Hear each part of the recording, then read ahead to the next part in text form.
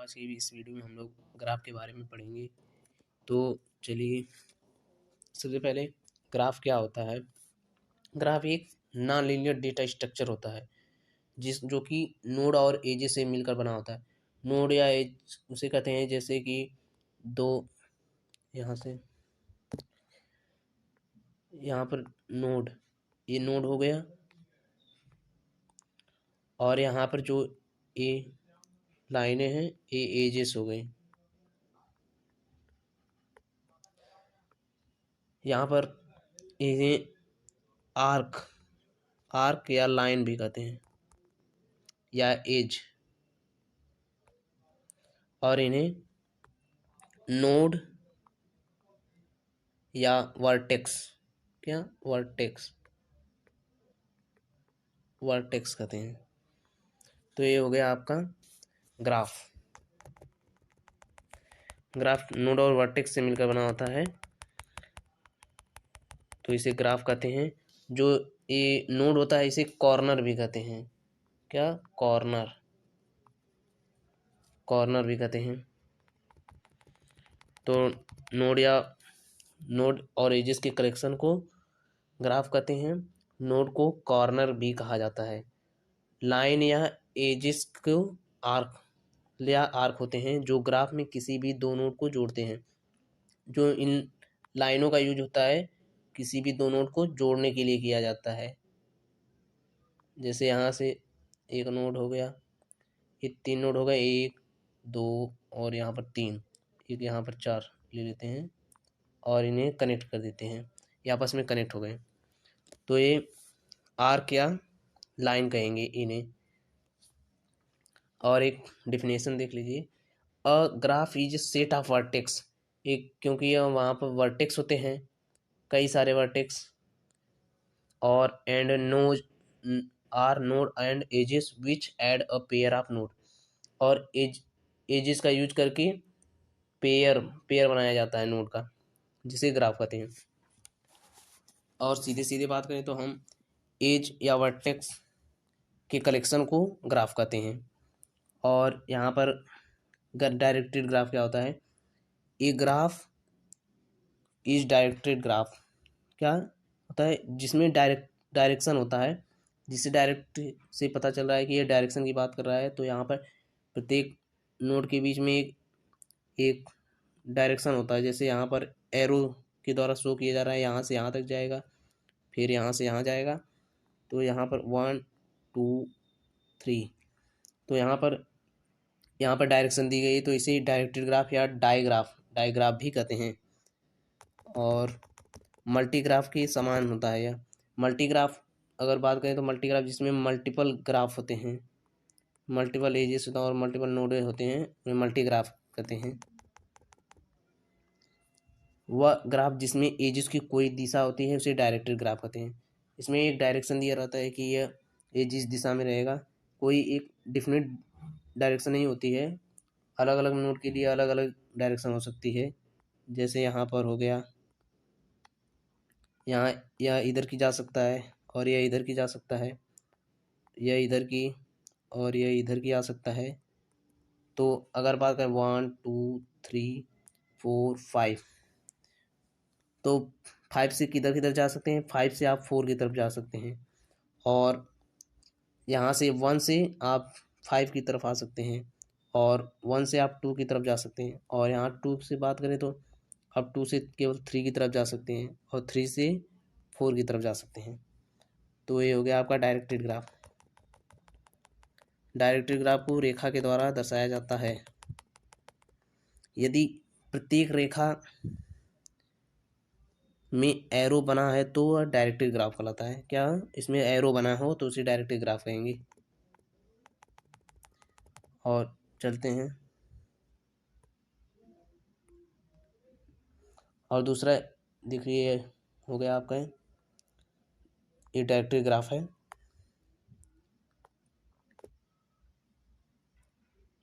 ये directed graph है। यहाँ पर एक डायरेक्शन है जिसे यहाँ पर 5 से 6 1 तक जाने के लिए, और 1 से 2 तक, फिर यहाँ से 2 से 3 तक, 3 से 4, और 4 से 5 ऐसे ही है। और ये अनडायरेक्ट ग्राफ, एक ग्राफ जी अनडायरेक्ट ग्राफ कहा जाता है जिसमें प्रत्येक एजेस ई को दिशा नहीं दी जाती है। वह होता है जिसे इसमें कोई डायरेक्शन नहीं होता है, यहाँ कोई भी कैसे भी जा सकता है, ट्रैवर्स कर सकता है, या यहाँ पर भी जा सकता है, ऐसे ही जा सकता है, ऐसे जा सकता है। तो इसके लिए कोई डायरेक्टेड नहीं होता है और इसके रिस्ट्रिक्शन नहीं होता है, तो इसे अनडायरेक्टेड कहेंगे। और कनेक्टेड ग्राफ, कनेक्टेड ग्राफ से जैसे पता चल रहा है कि यह जब ग्राफ के जो नोड हैं वे आपस में कनेक्ट हैं तो उन्हें कनेक्टेड नोड कहेंगे।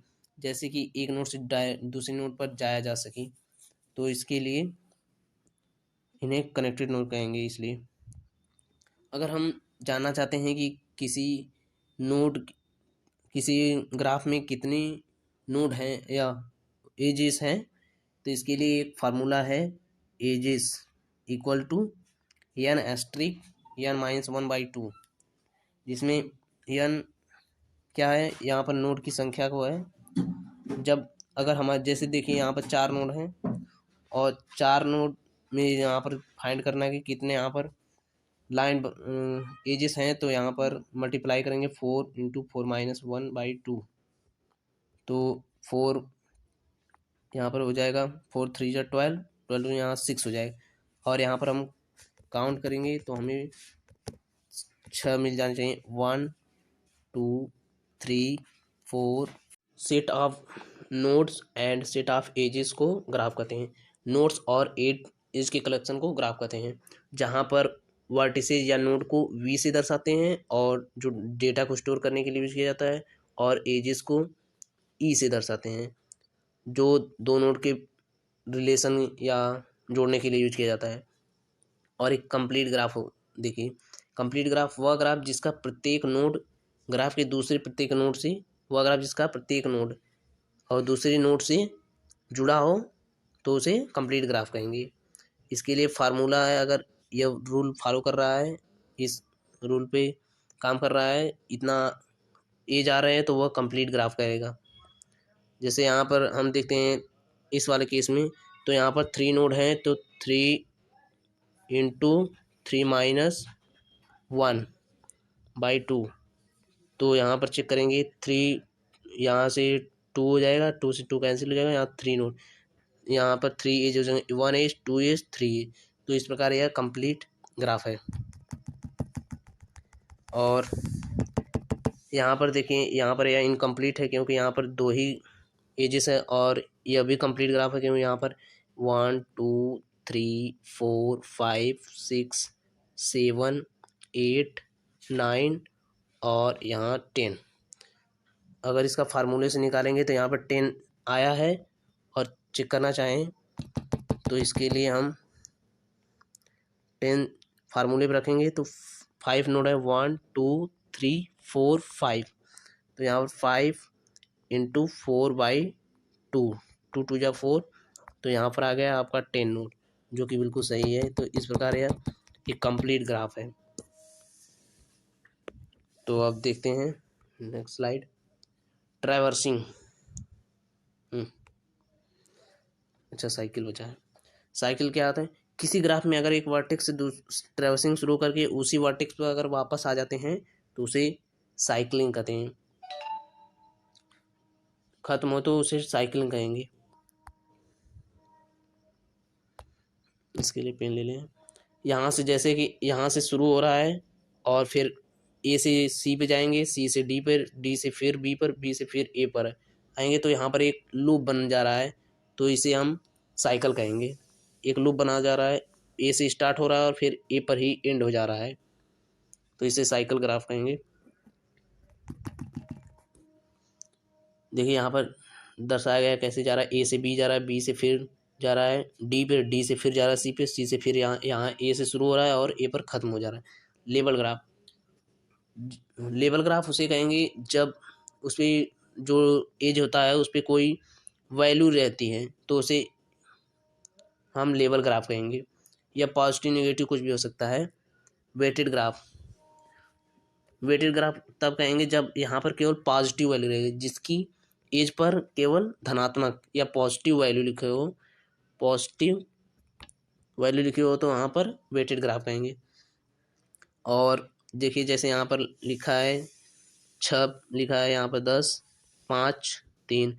जैसे यहाँ से यहाँ तक जाने तक कितनी वैल्यू है, तो यहाँ से यहाँ तक जाने के लिए 4 है और यहाँ से यहाँ तक जाने के लिए 3 है। अगर हमें यहाँ से बी तक जाना है तो हम कौन सा पाथ फॉलो करेंगे जिससे हमें कम से कम वैल्यू या वेट हो।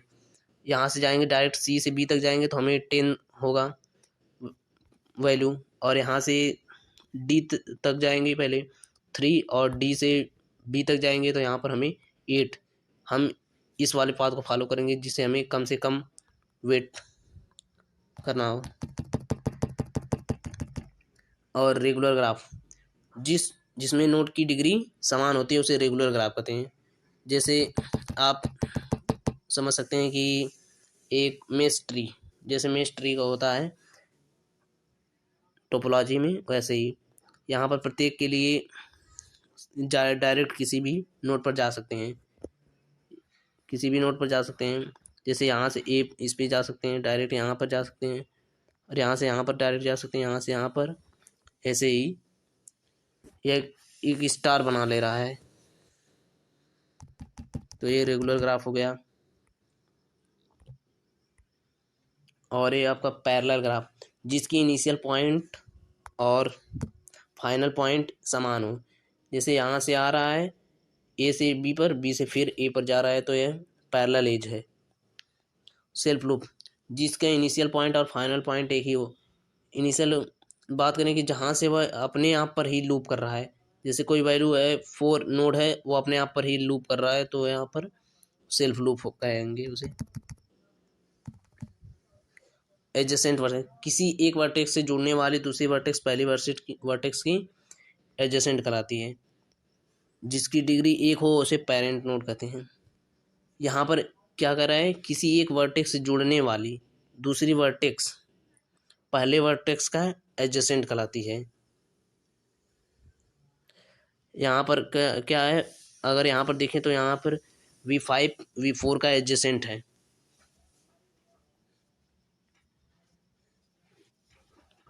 क्या है, एडजेसेंट। किसी क्या कर यहाँ पर एक बार फिर से देखते हैं। किसी एक वर्टेक्स, क्या है, किसी एक वर्टेक्स से जुड़ने वाली दूसरी वर्टेक्स इससे जुड़ रही है, पहली वर्टेक्स के एडजेसेंट है, मतलब V4 का यह एडजेसेंट V5 होगा। V4 एडजेसेंट V5, V4 का एडजेसेंट V5 होगा। और ग्राफ में अगर ट्रैवर्सिंग बात करें तो ग्राफ को 2 तरह से ट्रैवर्सिंग, BFS के द्वारा और एक DFS, ब्रीथ फर्स्ट सर्च और डेप्थ फर्स्ट सर्च। और BFS में आप क्यू का यूज करेंगे, और BFS में आप स्टैक का यूज करेंगे। इसके लिए आप सबसे पहले ब्रीथ उसके जो आसपास की वैल्यू हैं उसे पहले विजिट करेंगी। उन सभी को विजिट करने के बाद आप फिर इनकी समस्त जो अनविजिटेड वैल्यू होंगी उन्हें विजिट करेंगे। जैसे हमारे पास हो गया एक ग्राफ है,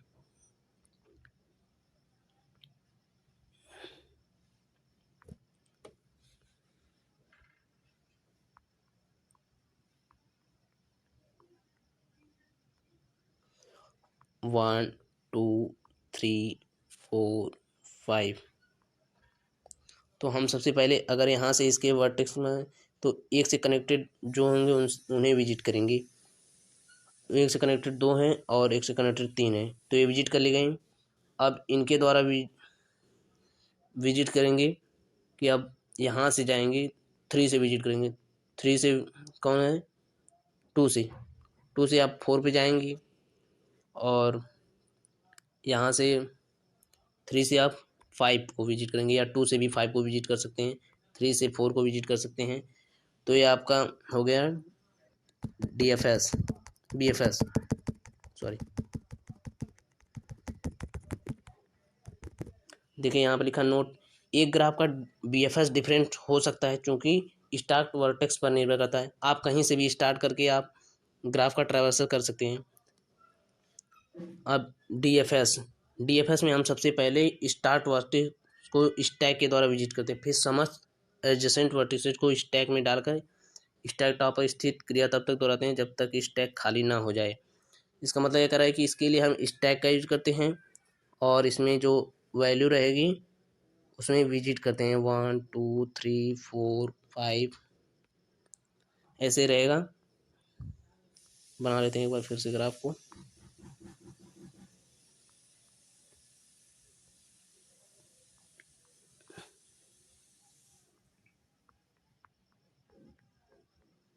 one two three four five six. यहाँ पर हम सबसे पहले एक विजिट करते हैं और उसे डेप्थ में जाते हैं।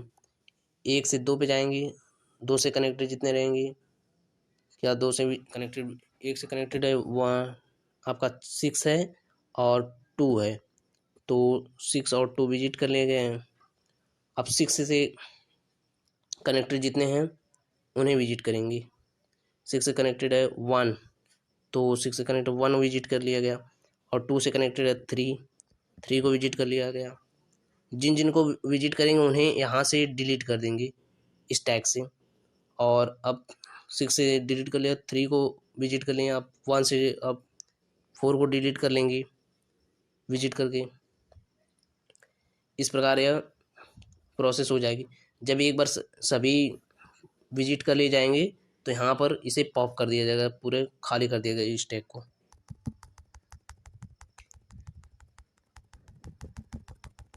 मल्टीग्राफ देखते हैं क्या होता है। मल्टीग्राफ जब जिसकी मल्टीपल एज होती हैं, जैसे यहाँ पर जिसकी मल्टीपल एज, जैसे यहाँ पर ए से कनेक्टेड हैं, ए तक पहुँचने के लिए हमारे पास 4 रास्ते हैं। हम बी से भी जा सकते हैं, सी से भी, और डी से, और ई से। तो इस प्रकार यहाँ पर मल्टीग्राफ है। और यहाँ पर देखते हैं सोर्स और श्रिंक क्या होता है। मतलब सोर्स उसे कहते हैं जहाँ से जनरेट होता है, और श्रिंक जहाँ पर वहाँ एंड होता है। तो एक वर्टेक्स सोर्स कहलाता है जब उसकी आउट रेंज 0 से ज़्यादा हो तथा इन डिग्री 0 हो। मतलब कि अगर कोई किसी को दे रहा है तो तभी तो वह सोर्स कहलाएगा, अगर वो ले रहा है तो वह श्रिंक कहलाएगा। क्या? सिंक। अदरवाइज वह सोर्स। अगर वह दे रहा है उसकी आउट डिग्री क्या हो, 0 से अधिक हो।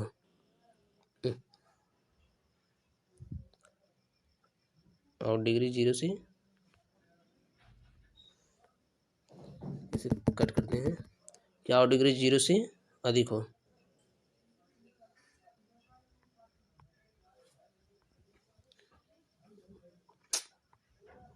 क्या? 0 से अधिक हो out degree, out is greater than 0, और इन डिग्री 0 हो, इन डिग्री 0 हो तो उसे क्या कहेंगे? सोर्स कहेंगे। और सिंक जिसमें इन डिग्री, देखते हैं, देखिए यहाँ पर सिंक जब इन डिग्री 0 से अधिक हो, यहाँ पर उसका सोर्स का उल्टा, जब सिंक करेगा तो इसकी इन डिग्री 0 से ज़्यादा हो जाएगी, जो इनपुट आ रहा है वह ज़्यादा हो जाएगा, और जो आउट डिग्री होगी वह 0 से कम होगी या 0 होगी।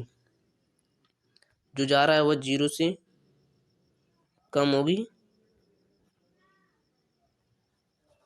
या 0 होगी, तो यहाँ पर सिंक करेगा।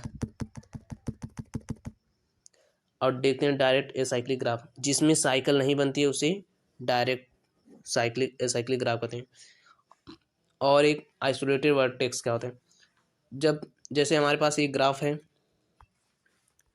और यहाँ पर एक कनेक्टेड है, ये आपस में कनेक्टेड हैं, लेकिन यहाँ पर एक कनेक्ट नहीं है, तो इसे आइसोलेटेड ग्राफ है। आइसोलेट का मतलब अगर समझें तो डायरेक्ट आइसोलेट मतलब अलग करना होता है, तो इस प्रकार यह आइसोलेटेड ग्राफ होता है।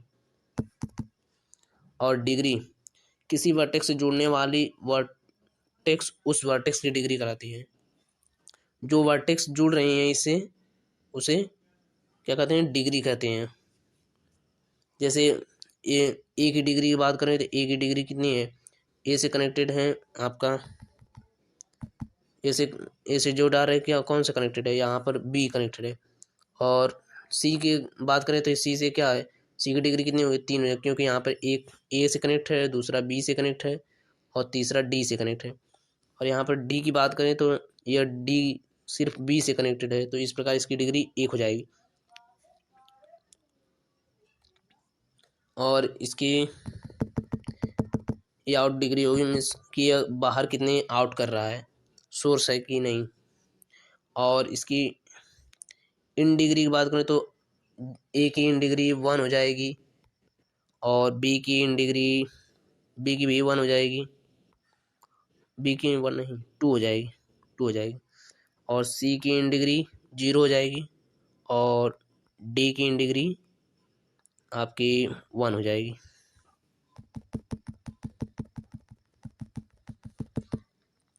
ग्राफ को किस तरह रिप्रेजेंट करेंगे मेमोरी में, आप एडजेसेंसी मैट्रिक्स का यूज कर सकते हैं, इसके लिए मैट्रिक्स या लिस्ट का यूज कर सकते हैं या इंसिडेंट मैट्रिक्स का यूज कर सकते हैं।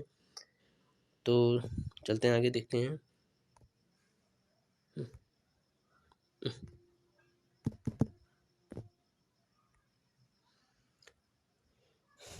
ये देखिए एडजेसेंसी लिस्ट है,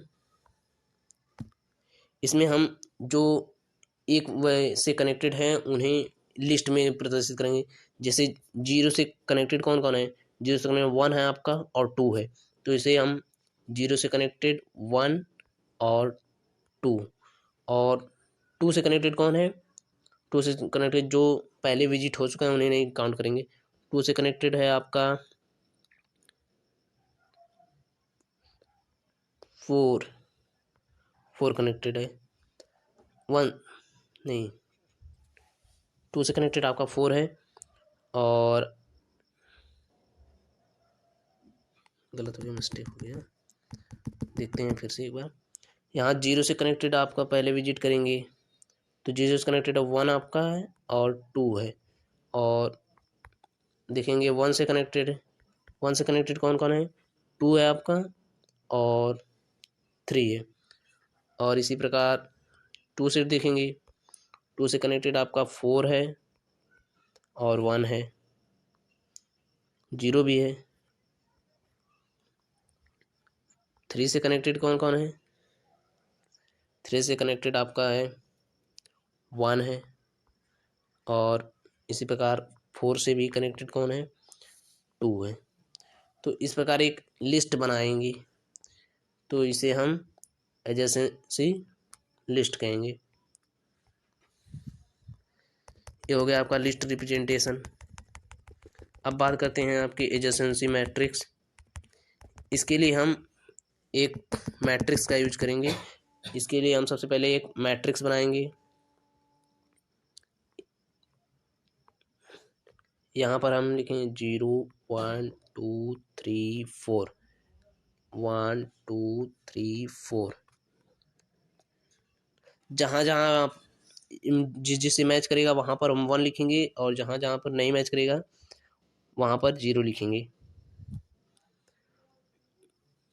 जैसे 0 से कनेक्टेड है आपका 1 कनेक्टेड है, 1 कनेक्ट है और 2 कनेक्ट है, मिस्टेक हो गया यहाँ पर, 0 1 2 3 4। एक और बढ़ा लेते हैं। 0 से कनेक्टेड आपका 1 है, 0 से कनेक्टेड 2 है, 2 भी कनेक्ट है, 3 नहीं कनेक्ट है तो यहाँ पर 0 लिख देंगे और यहाँ पर भी 0 हो जाएगा। और 1 से कनेक्टेड है आपका, 1 से कौन कौन कनेक्टेड है, 1 से कनेक्टेड है आपका 0 कनेक्ट है, 2 कनेक्ट है और 3 कनेक्ट है। इधर भी मिस्टेक हो गई है, तो जाइए एक बार फिर से बनाते हैं इसे।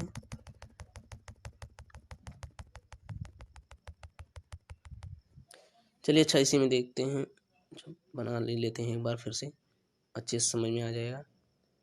1 2 3 4 आपका हो जाएगा यहाँ पर 0 1 2 3 4, 0 1 2 3 4।